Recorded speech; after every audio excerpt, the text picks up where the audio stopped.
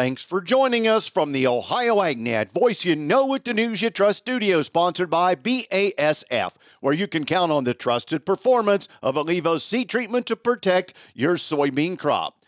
Farmers in regions prone to wet springs where prevented planting is high risk will no longer have the option to buy up prevented planting coverage under a rule change issued by USDA.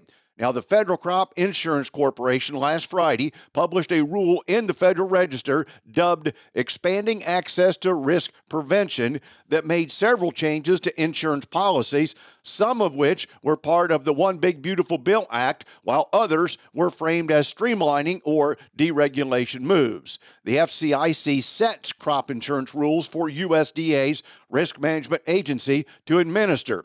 Most of the provisions in the rule help farmers and clarify crop insurance policy rules, but one provision stands out as eliminating a coverage option.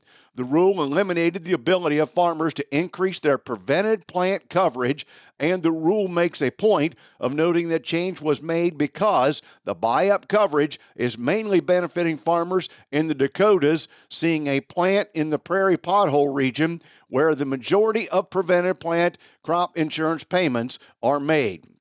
Also in that change will be a benefit for young farmers. They will extend lower premiums for them going forward. The FCIC is changing the definition of beginning farmer and rancher as a producer from 5 crop years to 10 crop years to go along with the change.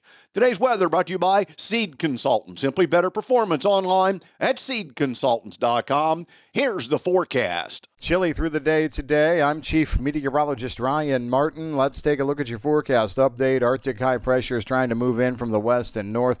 It's going to have to break up some cloud cover here, but I do think we have better potential for sunshine mid to late afternoon. But what you need to take home from this is the fact that it's going to be cold. The coldest air of any air mass is usually right underneath the high-pressure dome. That centers over northwest Ohio as we move past sunset tonight toward midnight. So it's going to be cold as you wake up tomorrow morning. Wind chills are going to be substantially below zero.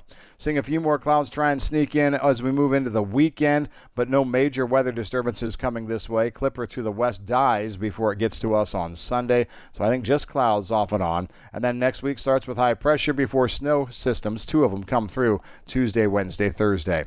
I'm Ryan Martin. And thanks, Ryan. Back with more after this. When you combine the advanced technology of Enlist E3 soybeans with Seed Consultants' dedication to performance in the eastern corn belt, it's a simply better experience. Our Seed Consultants brand soybeans are hand-selected, tested, and proven to perform in your conditions, backed by the local knowledge of Seed Consultants sales professionals. Buy into better soybeans with reliability and results packed into every variety. Visit seedconsultants.com. The optimism for higher cash cattle trade continued to gain momentum. There has been little indication as to the strength or weakness of cash trade. However, the strong gains in futures should provide feedlots with the desire to hold for higher prices. Packers have been limiting slaughter in an attempt to improve margins. Support was uncovered in the hog futures yesterday as technical traders may have stepped into purchase after the 3 days of price weakness ran their course. If further strength is seen today, more aggressive buying may surface as a head and shoulders formation may be developing. However, strength needs to be supported by positive fundamentals. Private exporters reported the following sales activities: 100,800 metric tons of corn for delivery to Colombia during the 25-26 marketing year, and 392,500 metric tons of corn for delivery to Mexico during the 25-26 marketing year. And the American Soybean Association Secretary and Iowa soybean farmer Dave Walton testified before the Office of United States Trade Representative during a public hearing as part of the mandated 6-year review of the United States-Mexico-Canada Agreement. Walton emphasized the need for a full 16-year extension of the agreement and highlighted its critical role in providing stability and predictability for U.S. soybean farmers. Today's market's brought to you by Seed Consultants. Simply better performance online at seedconsultants.com. December corn up 2 at 433 and a half. March up 3/4, make it a penny higher now at 444 and a half. And May up 3/4 at 451 and a half. January beans down a penny at 11.14 3/4. March down a half a cent at 11.25. And May $11.34 1/4 down a half. July wheat down a penny and 1/4 at 551 3/4. September 564 down a penny and 1/4.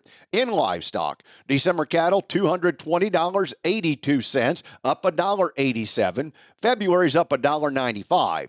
December lean hogs $81, up 45 cents. February up 70. March feeder cattle $330.47, up $4.67. And April feeder cattle up $4.10. Thanks for joining us. Have a great day, everyone. I'm Dale Minyo. This is the Ohio AgNet.